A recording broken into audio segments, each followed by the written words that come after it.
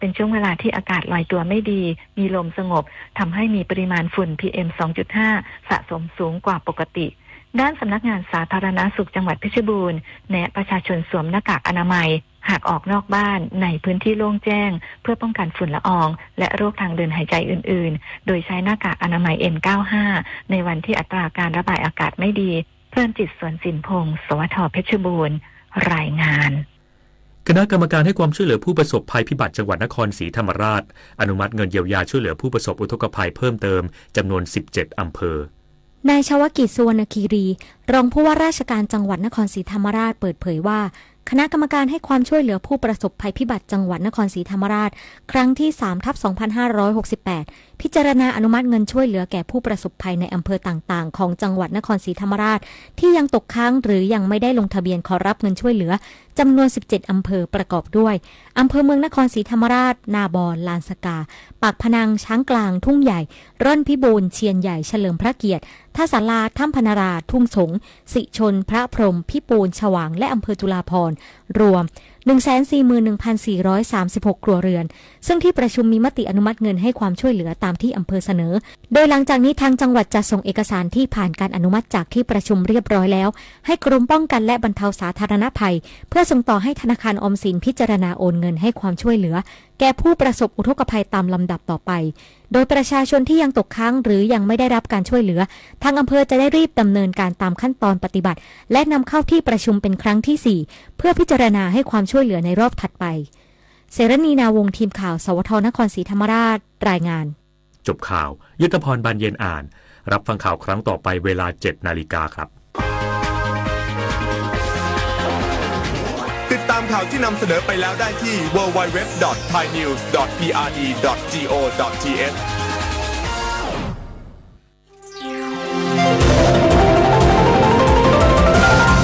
วิทยุแห่งประเทศไทย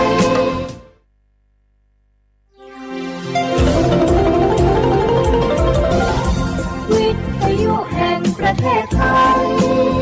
ให้ความรู้คู่ความสุข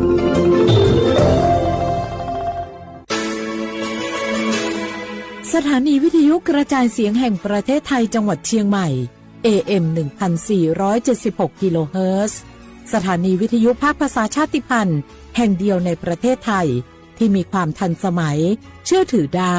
สร้างอัตลักษณ์กลุ่มชาติพันธุ์สู่สากลนี่รู้กันไหมสิทธิบัตรทองหรือบัตร30 บาทเป็นสิทธิหลักประกันสุขภาพตามกฎหมายที่ช่วยคุ้มครองคนไทยทุกคนให้เข้าถึงบริการสุขภาพที่จำเป็นโดยไม่ต้องเสียค่าใช้จ่ายเลยนะครอบคลุมทั้งการรักษาพยาบาลการป้องกันโรคการฟื้นฟูสมรรถภาพทางการแพทย์เรียกว่าช่วยให้คนไทยอุ่นใจกันเลยทีเดียวสอบถามเพิ่มเติมสายด่วนสปสช1330สปสชชวนคนไทยทุกคนทั่วประเทศใช้แอปเป๋าตังเช็คสิทธิประโยชน์รับบริการป้องกันโรคตามกลุ่มวัยเพื่อลดความเสี่ยงการเจ็บป่วยโดยเลือกเมนูกระเป๋าสุขภาพเลือกสิทธิสุขภาพดีป้องกันโรคสามารถจองคิวพร้อมนัดวันและเวลาเข้ารับบริการได้ฟรีสะดวกรวดเร็วสอบถามเพิ่มเติมสายด่วนสปสช1330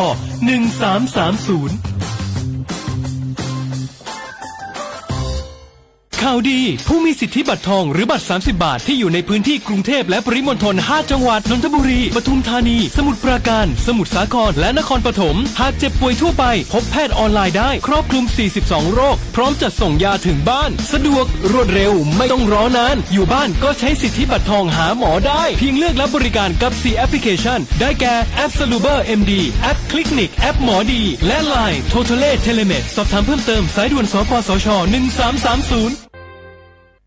พี่จะพาน้องลองตายสังคมพหุวัฒนธรรมต่างศาสนาแต่ใจเดียวกันชมทะเลสวยฟ้าใสที่ภาคใต้ชิมปลากุเลาตากใบขึ้นชื่อปลาชายแห่งปลาเค็มภาคใต้แหล่งผลิตวัตถุดิบอาหารสำคัญของโลกลิ้มรสผลไม้แสนอร่อย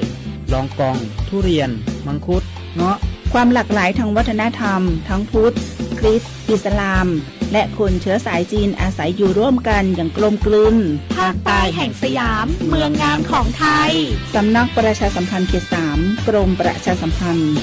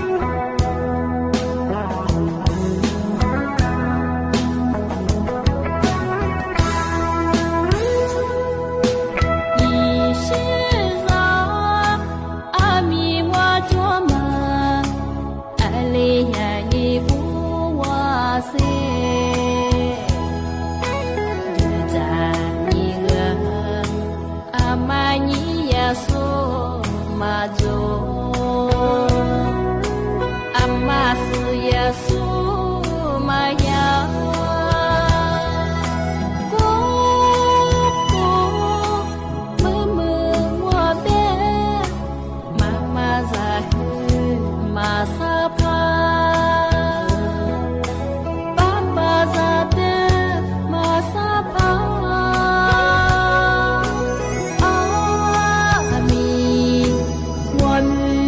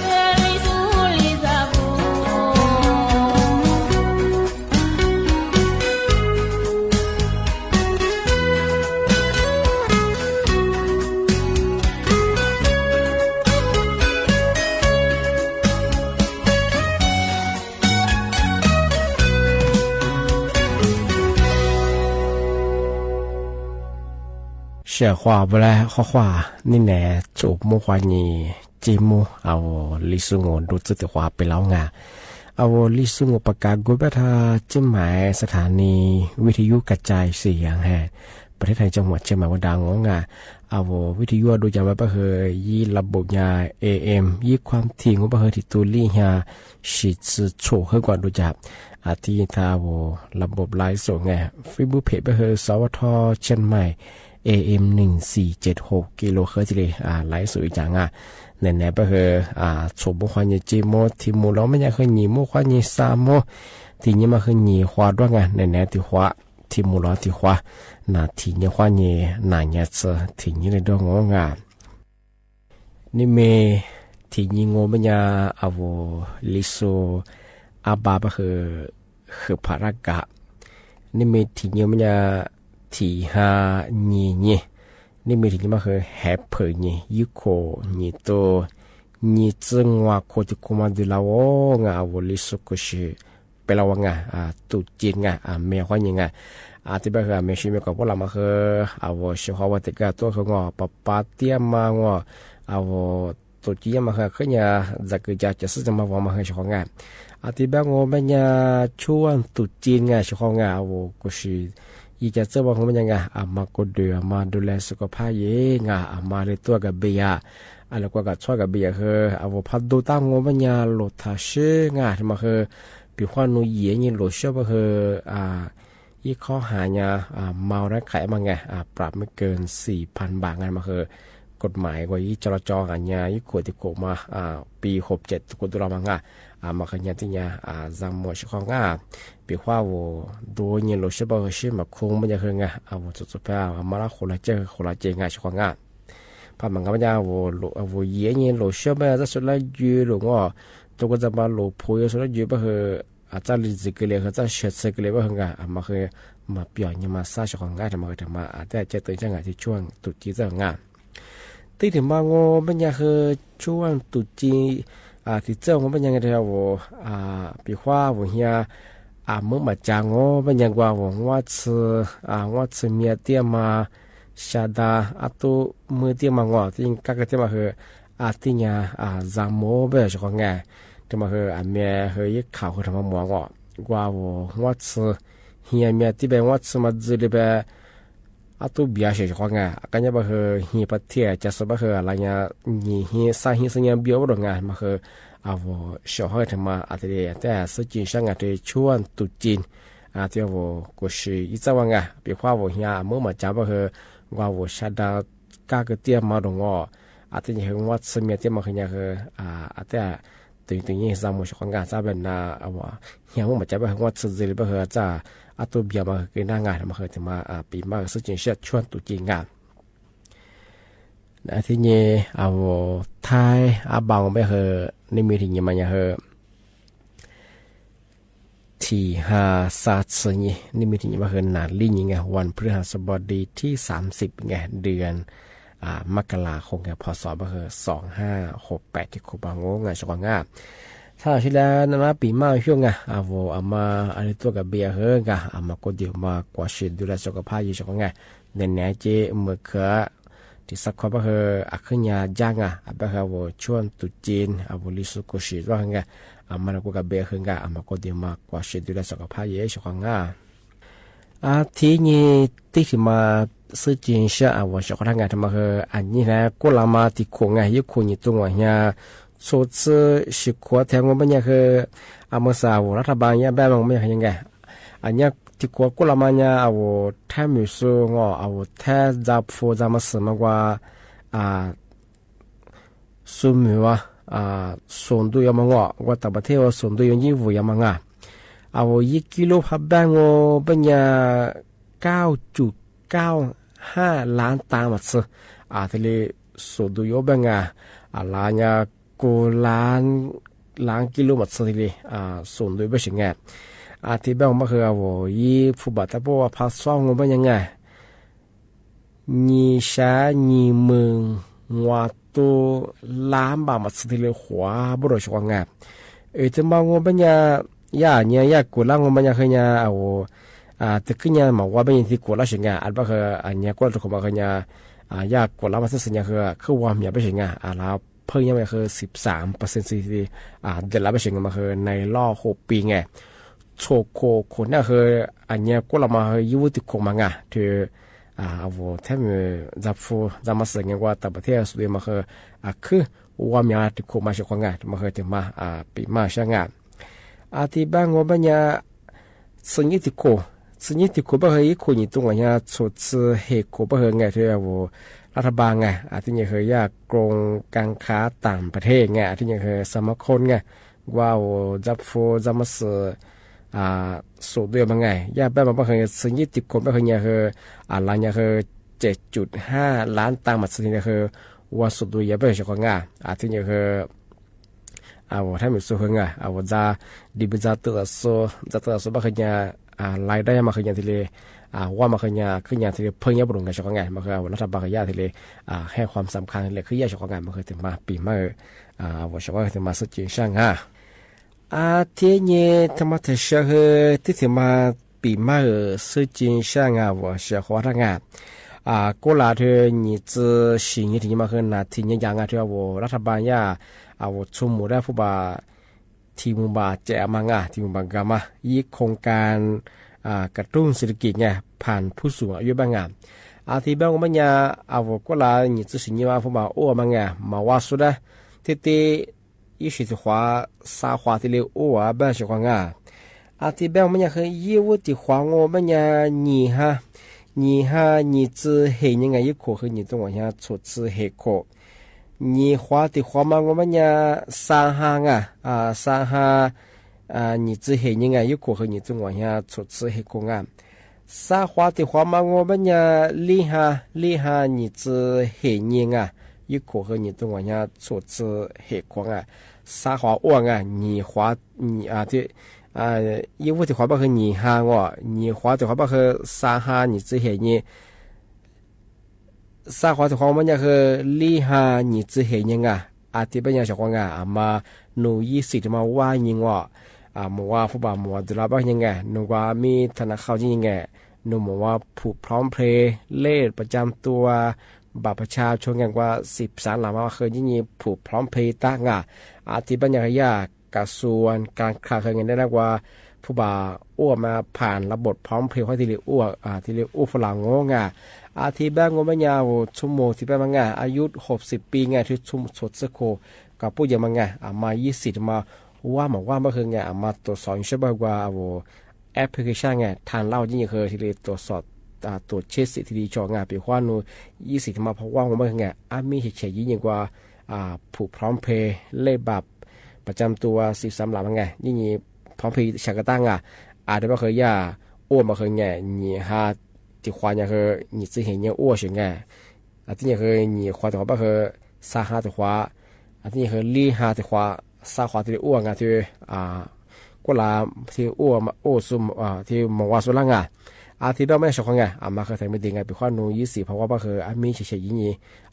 พร้อมเพลย์ที่ตั้งไปข้อนูซึ่งนูว่ามันซื้อไปข้อนู20เพราะกูยิ่งชอบกว่าแอปพลิเคชันทางเรายิ่งเคยตรวจสอบสิทธิเลยอยู่ช่างว่าช่างไปข้อนู20เพราะว่าคือมีผูกพร้อมเพลย์ว่าเล่บ่าวว่า13หลังมาข้อนี้พร้อมเพลย์ฉากตะที่ไม่ยากกับส่วนว่าคือว่าที่เลยเราที่บ้านมาสร้างเรื่อง小孩的和木瓜的话支付我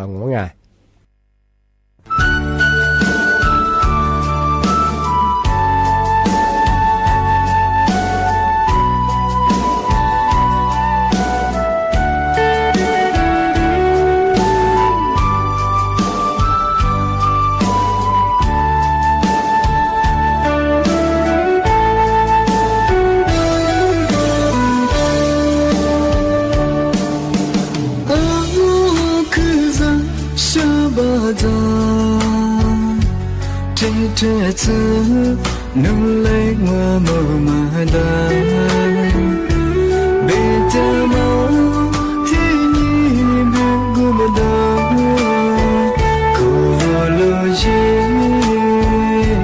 路的河，是这辈子我接受，是内部苦。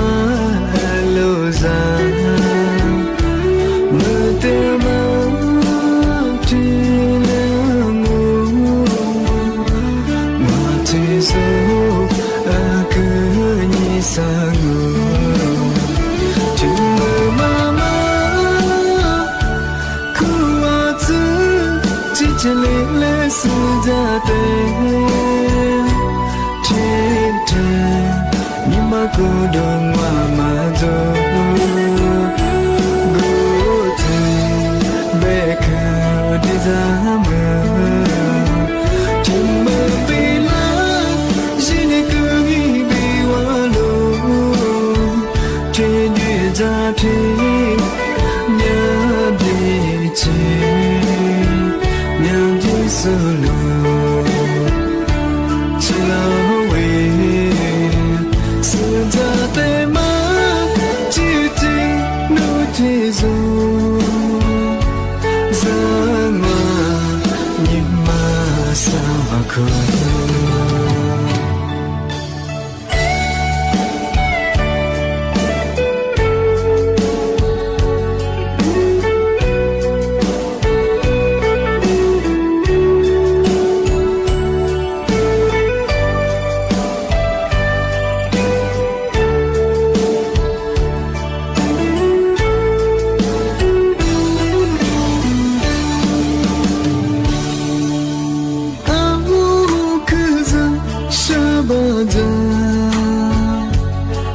trẻ thơ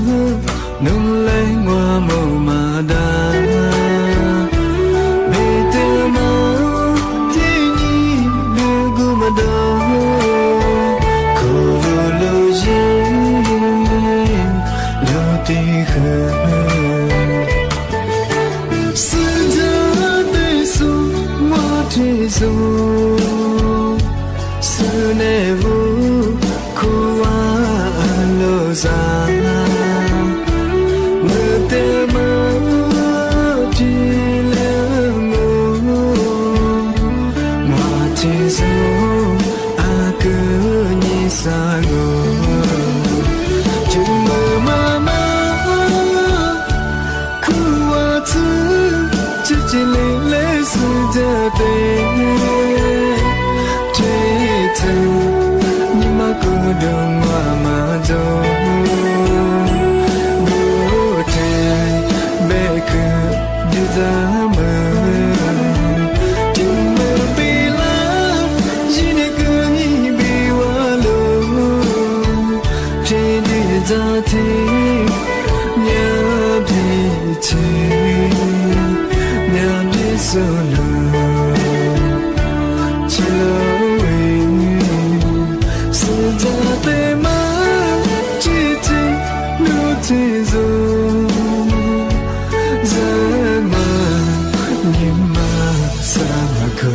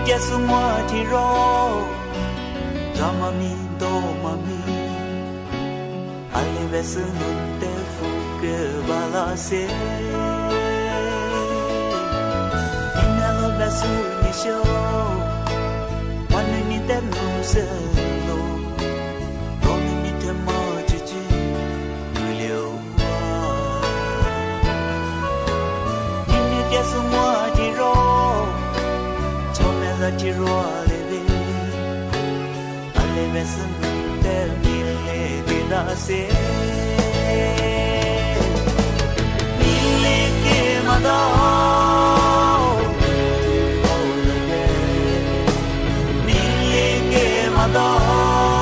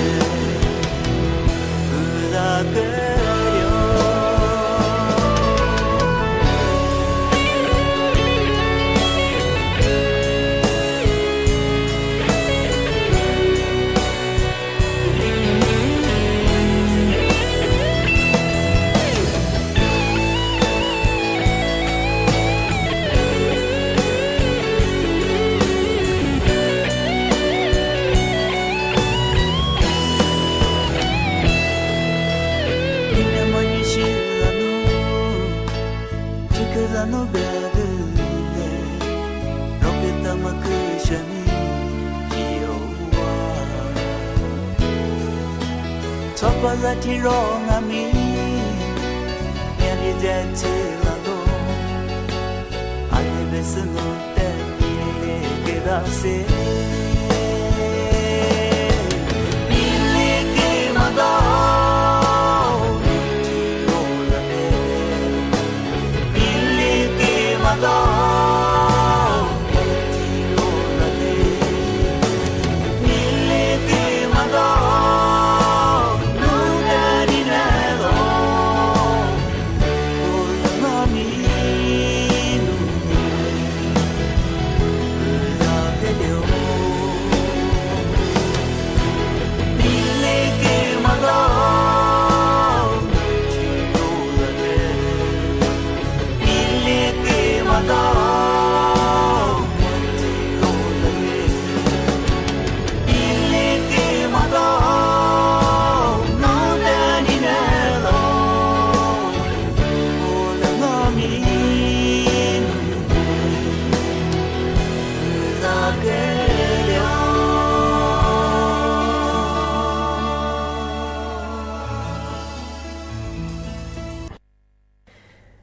ทีนี้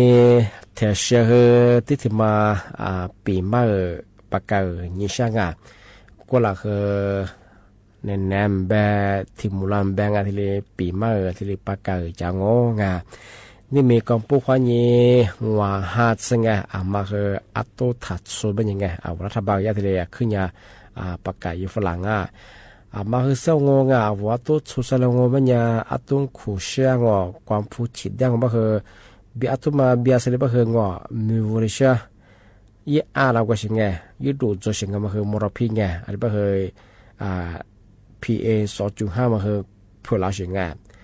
ที่เป็นยามีสเลวมันยาว่าละชัวว่าชาฮาวมันว่าหาดูเป็นยาคือว่ายี่ปอมีคือยี่เชื้อมายี่สารเคมีมาคือมรพิมาคือมีอะไรบ้างคือว่าสุขภาพคือมาคักเลียน่าจะเพียงแต่คือกลิ่นน่าที่ยังเอาชั่วโมงแบงว่าชินมาคาสูโรคประจำตัวตัวสุดคือที่ติดบุญไม่ยังเอาเส้นสัญญาคือเนี่ยชิจวงปีว่ายี่ข้ามาคือพันสุญญบังที่ว่าเนี่ยรัฐบาลคือขึ้นเนี่ยให้ความสำคัญยังที่ยังคือปีว่าหมอกควานPA 2.5มีอะไรบ้างคือชาวต่างชาติสูกับเบื่อกว่าสูเมื่อยังกับเวลาจิ้มมาเชื่อของเราจะว่อากาศคือมาข้าวแล้วก็ยี่คือหมอกความเมียวโอ้มีสืบพีนามาจื้อแบบคือกับเวลาสมัยจะแบบคือรายได้มาคือมันจะเฉยๆของโรงแรมเปิดสูร้านค้าเปิดสูรถแท็กซี่ชื่อสูแบบคือวีซ่ามันจะแบบคือผู้มันจะเฉยๆของที่ความเนี่ยคือรัฐบาลคือเป็นอย่างไงมาคืออัตุทัศโซบริสุทธิ์ของอัตุสุดท้ายแบบคือหมอกควานPA 2.5มาคือมีที่ยังว่ากูเดือดคือสุขภาพคือมาคักเลยน่างที่แบบงูปัญญาน้ำแบบเหี้ยงมาปีว่ามีแต่จะเป็นเราตัวหมดสมบัติแบบคือขออนุญาตรถทะเบียนผ่านระบบไฟดีไปใช่ปีว่ามาตุงมาเสื้อแล้วก็รวยแบบกว่าผู้ใหญ่บ้านจัวผู้ช่วยจัวการงานจัวขอโทษจัวยิ่งติดต่อสอบถามยังว่าขอโทษนี่มีเส้นเดียวกันยังว่าตุ๊ดโซเชียลแบบลีว่ามาคือยิ่งที่ติดต่อสอบถามยังใช่ของแต่ก็ตัวแบบคือมาตัวแบบสแบบคืออีมีบุญเจริญเส้นไหนแบบคือโนเฮียชัวที่ตัวเขาแบบคือกุยเฮียชัวแบบยี่เวลาอยู่ที่แบ่งเฮียชัวที่ปัญญาว่าแต่ก็มาตัวมาเข้าใจไปยังว่าขอโทษผู้ช่วยผู้ใหญ่บ้านเขายิ่งที่นั่งยิ่งชาวของที่แบบไม่เปลี่ยนว่าตัวถัดชัวแบบคือแบบฟังสุดท้ายสุดท้ายคือมาเบิกทุกสมัยเป็นอย่างคือพันยามันเลยว่าคือมาคือจำคู่เขาเบิกคือบาสามมาเบิกผู้บ่าวคือนี่ตัวงัวเฮียโคจะเสียที่แบงก์เป็นอย่างปีว่าตัวมาสมังคือภาษีหายยังเป็นอย่างที่นี่คือสุจะมาเบียมังสักสิบเบียมาตรงที่เราสุดก็คืออันตรายสืบพับเป้เป็นยังไงมาคือจำคุกชีโคเบโรชกจำคุก7 ปีที่นี่คือผู้บ่าวโคจำมันยังคือไม่เกิน100,000ที่ชา40,000ที่ชา40,000สุดเลยโคจำไปชิงมาคือตามประมวลกฎหมายอาญา ที่เป็นอย่างคือปีขวานโนตัวแต่ชวนปีขวาก็เบียแบบก็โซเฮียเบียหรืองอโซสุมีเหอแต่ละมาเบียงสุซาสินเบียบเหอทำมาเหอจังคู7 ปีงที่จะเหอโคจะมาขยาที่แสลีมุสที่เรียกโคจะสิงที่ขวานยังไงชความาขยาตัวชมขยาตัวอย่างจามโมชความาชมมันได้เหอทาชุดแดงน่าแบบยุ่งไงว่ารถเบียนผ่านระบบไฟดีไงปีขวาว่ายิ่งมากู้มาตัวเหอขวดทั่วจัวจะว่างานที่นี่ติดต่อสอบถามอย่างเฉพาะงานทำมาคือรัฐบาลยาทะเลขึ้นยาที่เป็นปากไก่ยาละเจ้าย่องงาทำมาคือว่าเฉพาะทะเลปีมากสักจีช่องงาที่นี่คือเทมาติเชื่อคือเทมาสุจิช่างยามาสำนักงานตำรวจไซเบอร์เฮงแจ้งเตือนก็ฝ่ายประชาสัมพันธ์อยู่ฝรั่งช่วงเทศกาลตรุษจีนเทวลิโซกุเชียเจ้าว่มาคือติญาลามาลาวาเยบังมุสาบะแกนคอนเซนเตอร์แกนมิชาชีมาขยาวก็เป็นเจ้าเอาทีวีมแบอีขำแบงอฟิบุบะก็มัวเทวมิชาชีสุดาฟุบก็จะมาสุดท้ายก็ยินล้างสมุงทีเลยแต่มาคือจะสิบะชวนตุจียารัฐฝรั่งงวนหนุญาเจ้าหน้าที่องค์กรทำมาก็มาเป็นยังไงนั่นแหละสุกุช่างตุจีเอาเปาแจเป็นยังไงมันก็จะคือโนก็ละปีขวานโนเครือข่ายอะไรมาอยู่เยอะบ้างเคยไงโนคือเพราะว่าเบอร์มาคือตรงเวลายะโนยลูกค้าดีเดบ้างเคยงอนนั่นแหละสุกเยอะบ้างเคยไงอาทิตย์บ้างเคยนั่นแหละว่ายี่ลิ้นสุภาพบ้างเคยยี่ดื้อเนี่ยคือมียิงยายิงที่อยู่สุภาพบ้างเคยอยากจะสู้สุภาพบ้างไงที่ข้อนี้ปกข้อที่คือมีที่ช่วยนี่คือเวลาคือก็ลำมาคือตัวชงชวนตุจีที่บางอย่างเคยชอบมาคือถัดอยู่จางแต่อย่างลำมาลาวายังมาสักคือกลุ่มวิชาชีพละสมมาเข้าสุดก็คือปกข้อช่วยโนยเจ้าหน้าที่ช่วยก็มาคือมาคือมาซื้อไปได้คืออยู่จางมาคือจงจ้าส่วนอีข้อมูลกันมาที่เนี่ยเวลาว่ายี่ลายว่าสุดแพ้ดียิ่งเนี่ยคือเนี่ยยี่กว่ายี่ลิ้นสุภาพชงเนี่ยกว่ายี่ดื้อเนี่ยคือยี่ข้อมูลกุญแจมาตรงว่าที่ยิ่งกว่ากูมายี่ทำไมยี่เป็นไงย่าเหรอว่าเห็นเนี่ยนายยังชงเจ้าพันยี่ดื้อไปเหรอที่การตัวไปเหรอเจ้าบัญชีหัวปีมาวิข้อมูลแต่มาคือตัวชงมาคือสู้จามโมปีขวาตัวชีพัดจีโจมาที่ชวนตุจีมามาคือถัดอยู่จางมีที่แหล่ถัดเฉื่อยที่แหล่กูว่าใส่ยังมาสับคือกลุ่มมิชาชีพขึ้นอย่างมาคือมาที่เล็กเกี่ยไม่ชงแต่จำมงที่บางคนยังชกงานนี่เนี่ยคือในปีมาคือที่เลี้ยจงที่บางคนชกมาในตัวกับเบียคืองานชวนตุจีคืองานเปลี่ยนยี่ว่ากับเบียมาก็เดี๋ยวมาดูแลสุขภาพมาก็เดี๋ยวมาก่อสิ่งปีว่าว่าดูตาเนี่ยหลุดใช่ไหมคือถ้าเชื่องานชกมาคือเนี่ยอันตรายมาแล้วไข่มาคือยี่ข้อหาเนี่ยคือยากฎหมายจราจรอันนี้ทุกคนตัวมาคือเนี่ยยิงหลุดใช่ไหมคือลิตุบัสดิ์โคจางมาคือแต่จำหมดชกที่บ้านจ้าที่มุราที่ควางานนี้มุขวานี้สามวันที่ความมุ่งแหลกควาจะควางานนี่ไหนบ้างคือเชื่อว่าถ้าFacebook ว่าตีสู้งอถ้าไลฟ์สดตีสุดก็คือคือบุมงที่ถ้าวิทยุนจะสุดก็คือบุมงเชื่อว่าถ้าคือจะชื่อจอมาพูดจะชื่อจะว่าคำนี้ว่าจริงน่าจะคือจะเกิดถ้าดูเจ๊งที่นี่ก็ถึงว่าขึ้นด้วยคือเล็กกว่าเยอะขึ้นยี่ระยะคือข้อความกุยเจ๊งที่เป็นยังอาจารย์หญิงมุขวานี้สามวันที่ความมุ่งแหลกควางเชื่อว่าถ้าคือบุมงข้อความสวัสดีครับ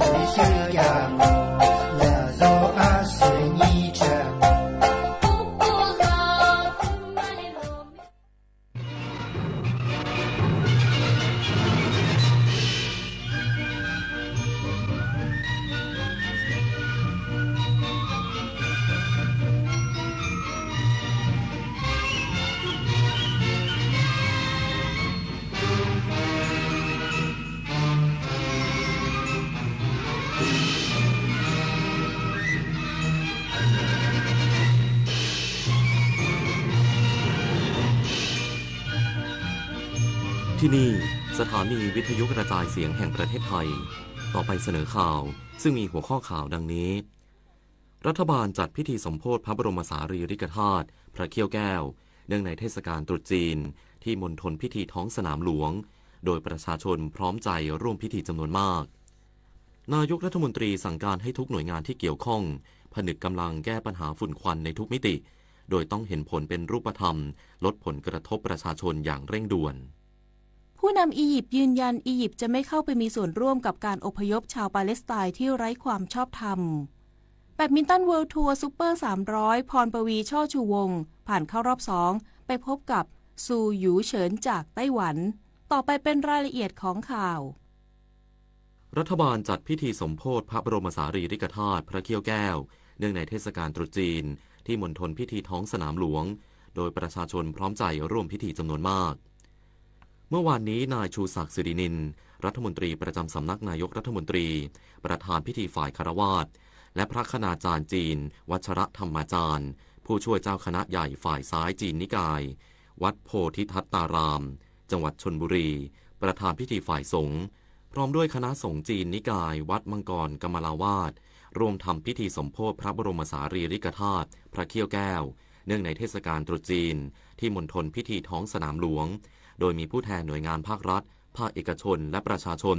พร้อมใจร่วมในพิธีโดยพร้อมเพรียงกันนายชูศักดิ์สิรินินรัฐมนตรีประจำสำนักนายกรัฐมนตรีกล่าวว่ารัฐบาลจัดพิธีสมโภชพระบรมสารีริกธาตุพระเขี้ยวแก้วอย่างยิ่งใหญ่เป็นเวลา2 วันคือเมื่อวานนี้และในวันนี้โดยภายในงานมีการแสดงทางวัฒนธรรมจีนอย่างยิ่งใหญ่เช่นการเชิดสิงโต9 สี9 มงคลเชิดสิงโตอวยพรมังกรลอยฟ้ามังกรต่อตัวปล่อยป้ายอวยพรและการแสดงทางวัฒนธรรมและความสัมพันธ์ไทยจีนจากสถาบันบัณฑิตพัฒนศิลป์ชุดถวายพุทธบูชาศรัทธาพระเขี้ยวแก้วก็ถือว่าเป็นกิจกรรมที่เราจัดขึ้นเนื่องในการที่เราอัญเชิญพระเขี้ยวแก้วมายังประเทศไทยวันนี้เป็นโอกาสสำคัญเราก็ถือว่าเรานะครับสมโภชกันเข้าใจว่าจะมีงานวันนี้1 วันแล้วพรุ่งนี้อีก1 วัน2 วันด้วยกันนะครับกิจกรรมที่เราทำเนี่ยก็จะเรื่อยมาตั้งแต่วันปีใหม่แล้ววันนี้ตรุษจีนเดี๋ยวก็จะมีอะไรมาฆบูชาก็จะจัดกิจกรรมที่นี่เหมือนกัน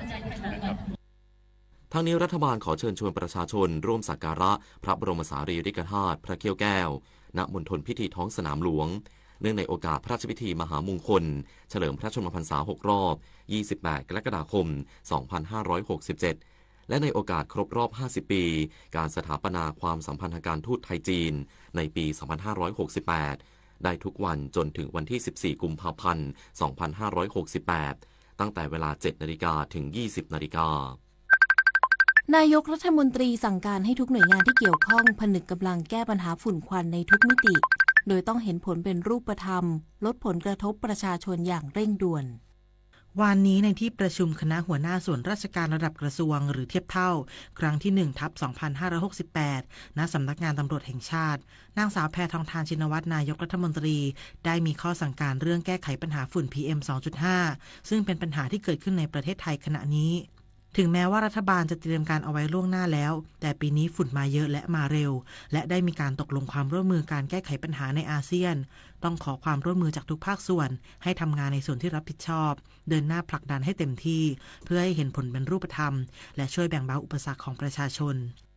เป็นปัญหาของทุกท่านนะคะใน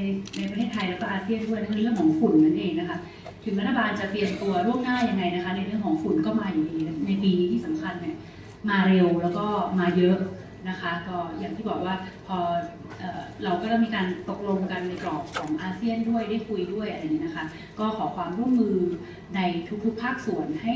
ทำงานทำนโยบายของตัวเองเนี่ยผลักดันให้เต็มที่เรื่องนี้เพื่อให้เกิดเห็นผลเป็นเห็นผลจริงๆนะคะก็จะสามารถทำให้เรื่องนี้แบ่งเบาอุปสรรคของประชาชนได้นะคะด้านนายอนุทินชาญวีรกูลรองนายกรัฐมนตรีและรัฐมนตรีว่าการกระทรวงมหาดไทยในฐานะผู้บัญชาการป้องกันและบรรเทาสาธารณภัยแห่งชาติกล่าวว่า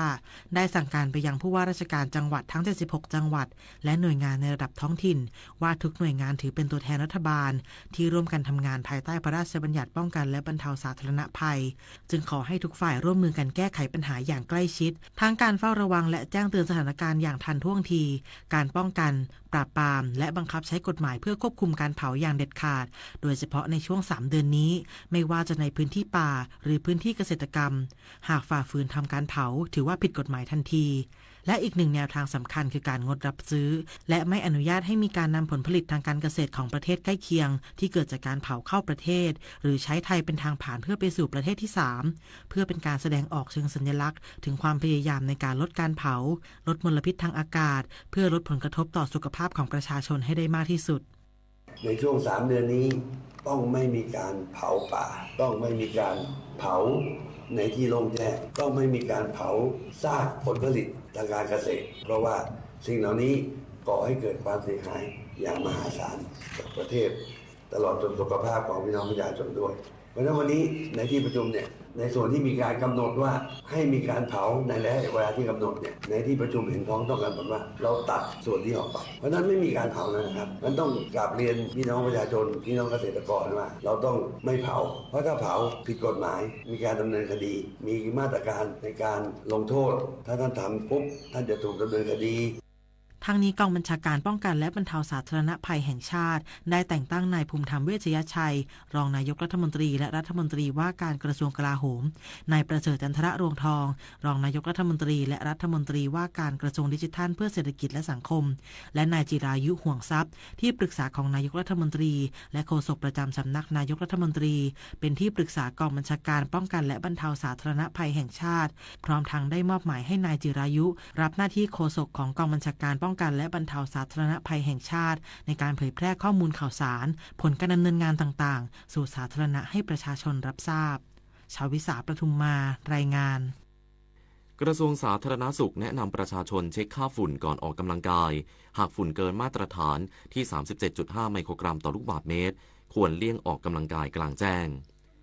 นายแพทย์ทิติแสวงธรรมรองอธิบดีกรมอนามัยกล่าวว่า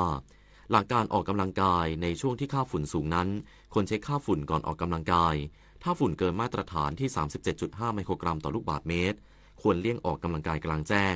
เปลี่ยนเวลาออกกำลังกายมาเป็นบ่ายหรือเย็นแทนเวลาเช้าที่มีฝุ่นสูงและเปลี่ยนรูปแบบจากการออกกำลังกายอย่างหนักเป็นออกกำลังกายเบาๆทั้งนี้ปกติคนเราจะหายใจอยู่ประมาณ 12-20 ครั้งต่อนาทีเอาอากาศเข้าสู่ร่างกายประมาณ5 ลิตรต่อนาทีแต่เมื่อออกกำลังกายร่างกายจะหายใจสูงถึง 35-45 ครั้งต่อนาทีนั่นหมายความว่าหายใจเอาอากาศเพิ่มขึ้นเป็น50 ลิตรต่อนาทีสูงขึ้นถึง10 เท่าหากออกกำลังกายกลางแจ้งในช่วงที่มีฝุ่นหนาแน่นจะส่งผลกระทบต่อระบบทางเดินหายใจได้สำนักงานตำรวจแห่งชาติประสานหน่วยงานที่เกี่ยวข้องรวมทั้งประเทศเพื่อนบ้านเพื่อยกระดับการปราบปรามแก๊งคอลเซ็นเตอร์พลตำรวจเอกกิตติรัตน์พันเพชรผู้บัญชาการตำรวจแห่งชาติกล่าวถึงกรณีการยกระดับเพื่อปราบปรามแก๊งคอลเซ็นเตอร์ซึ่งจะมีการตัดสัญญาณโทรศัพท์ว่าได้มีการประสานกับทางคณะกรรมการกิจการกระจายเสียงกิจการโทรทัศน์และกิจการโทรคมนาคมแห่งชาติหรือกสทช.มาก่อนหน้านี้แล้วนอกจากนี้ได้ประสานการปฏิบัติกับทางประเทศกัมพูชาเมียนมาและลาวโดยเจรตำรวจแห่งชาติได้เดินทางไปในทุกประเทศแล้วมีการแลกเปลี่ยนข้อมูลและมีความพยายามนำผู้มีหมายจับกลับมาดำเนินคดีขณะเดียวกันได้มีการประสานกับธนาคารแห่งประเทศไทยให้ตรวจสอบระงับยับยั้งธุรกรรมทางการเงินที่ผิดปกตินอกจากนี้พบว่ามีเสาสัญญาณที่น่าเชื่อว่าส่งสัญญาณไปยังประเทศเพื่อนบ้านได้ประสานงานเพื่อยกเลิกสัญญาณแล้วทั้งนี้เพื่อไม่ให้มีการหลอกลวงหรือบังคับคนไปใช้งานซึ่งจะเกี่ยวโยงกับการค้ามนุษย์ได้มีการประสานไปยังสถานทูตของชาวต่างชาติที่จะเดินทางเข้ามายังประเทศไทยเพื่อเป็นการสกัดกั้นไม่ให้เกิดการกระทำผิดกฎหมายหรือถูกหลอกลวงอีกในไฟของทางราชการไทยเนี่ยตอนนี้เรายังไม่พบนะครับพบว่าเป็นเรื่องปั่นไฟนะครับเราก็กำลังดูเรื่องนี้อยู่อะไรที่เป็นต้นทางนะครับคนมาจากไหนข้ามประเทศไทยเป็นทางผ่านแล้วเราก็กำหนดมาตรการอย่างชัดเจนให้หน่วยปฏิบัติทั้งหมดทำทุกสิ่งทุกอย่างเราต้องยืนยันว่าตำรวจเนี่ยเราไม่ได้นิ่งนอนใจเราพยายามทำทุกอย่างเพื่อไม่ให้คนเนี่ยถูกหลอกไปทำงานกบข.ประกาศนโยบายไม่รับของขวัญและของกำนันทุกชนิดนายทรงพลชีวปัญญาโรจน์เลขาธิการคณะกรรมการกองทุนบำเหน็จบำนาญข้าราชการหรือกบข.เปิดเผยว่าได้ออกประกาศนโยบายไม่รับของขวัญและของกำนันทุกชนิดจากการปฏิบัติหน้าที่พ.ศ. 2567และยืนยันในเจตนารมณ์ของเจ้าหน้าที่กบข.ทุกคนไม่รับของขวัญและของกำนันทุกชนิดไม่ว่าก่อนหลังหรือขณะการปฏิบัติหน้าที่รวมทั้งไม่รับทรัพย์สินหรือประโยชน์อื่นใดอันคำนวณเป็นเงินได้จากผู้ใดนอกเหนือจากทรัพย์สินหรือประโยชน์อันควรได้ตามกฎหมายเว้นแต่การรับโดยทำจรรยาตามหลักเกณฑ์และจำนวนที่คณะกรรมการปปช.กำหนดทั้งนี้เจ้าหน้าที่กบข.ทุกคนจะปฏิบัติตามมาตรฐานทางจริยธรรมของเจ้าหน้าที่ของรัฐยึดมั่นในหลักธรรมาภิบาลเสริมสร้างวัฒนธรรมองค์กรแห่งคุณธรรมและความโปร่งใสเพื่อให้เป็นไปตามนโยบายการกำกับดูแลกิจการที่ดี ติดตามข้อมูลเพิ่มเติมได้ที่ Facebook กบข.หรือศูนย์บริการข้อมูลสมาชิกโทร 1179 วันนี้สถานีวิทยุกระจายเสียงแห่งประเทศไทยความถี่ 92.5 เมกะเฮิรตซ์ในระบบ FM และความถี่ 891 กิโลเฮิรตซ์ในระบบ AM จะทำการถ่ายทอดเสียงพิธีพระราชทานรางวัลสมเด็จเจ้าฟ้ามหิดลประจำปีพุทธศักราช 2567 ณ พระที่นั่งจักรีมหาปราสาทในพระบรมมหาราชวังกรุงเทพมหานครท่านผู้ฟังสามารถติดตามรับฟังการถ่ายทอดเสียงได้ตั้งแต่เวลา 6:10 นาทีเป็นต้นไปจนเสร็จพิธีธนาคารออมสินออกผลิตภัณฑ์สินเชื่อเคหะรีไฟแนนซ์ดอกเบี้ยคงที่ปีแรก 1.99% ต่อปีธนาคารออมสินออกผลิตภัณฑ์สินเชื่อเคหะรีไฟแนนซ์เพื่อไถ่ถอนที่อยู่อาศัยจากสถาบันการเงินอื่นวงเงินกู้สูงสุด 110% อัตราดอกเบี้ยคงที่ปีแรก 1.99% ต่อปี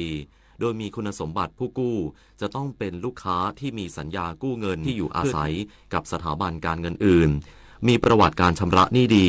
ปัจจุบันไม่มีหนี้ค้างชำระมีอาชีพและรายได้แน่นอนเป็นผู้ฝากเงินประเภทเผื่อเรียกของธนาคารออมสินสามารถยื่นกู้